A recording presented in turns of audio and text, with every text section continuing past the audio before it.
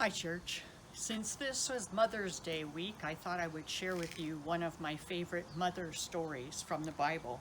And it's found in 1 Kings chapter 17. And it happened during the time when Elijah was God's prophet in Israel. And Elijah's job was to tell the people messages from God. And the message that he had most recently told them was that there was going to be a drought. And as you can imagine, this did not make him a very popular man. And so God told him to go to a certain place, and God would provide for him there by this brook. And he did, and he drank water from the brook, and then God sent ravens to bring him food. But as the drought progressed, the brook dried up. And then God told him to go to a particular city, and there was a woman there who would provide for him. And so Elijah went to that city, and as he got to the gates of the city, he saw this woman whom God must have let him know that's the one. And he saw her gathering like twigs and sticks for firewood. And he asked her to bring him a drink. And she said yes. And then he said, "Oh, and as you're going, would you bring me back some bread?" And she said, "I can't bring you any bread. I'm gathering these few sticks so that I can use the little bit of oil and the little bit of flour that I have to make some bread for my son and I. We're going to eat that." And then basically what she was saying was, then we're going to starve to death because that's all we have left. And Elijah said to her, "No, go and take your oil, take your flour, and make me a little piece of bread. Because God has said that your oil and your flour will not run out until this drought is over. But first, you need to make the bread for me." Now imagine as a mom being faced with that choice. She had to put her trust that what Elijah was saying was true.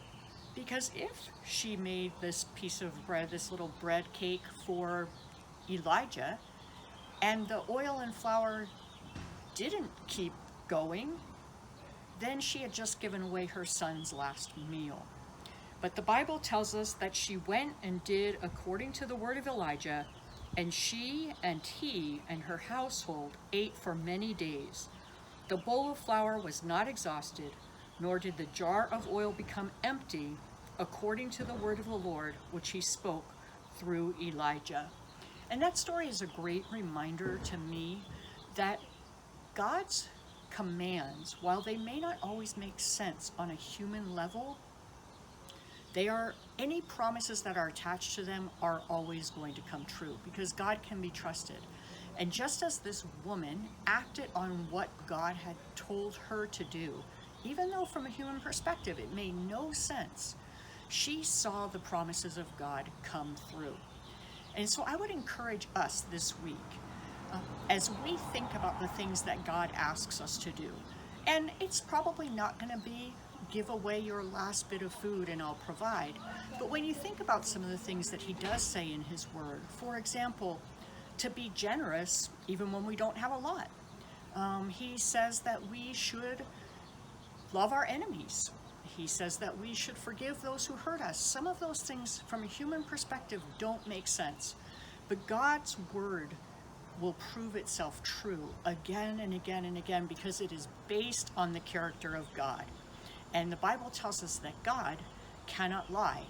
Jesus said, "I am the way, the truth, and the life." And God has to act in consistency with his character.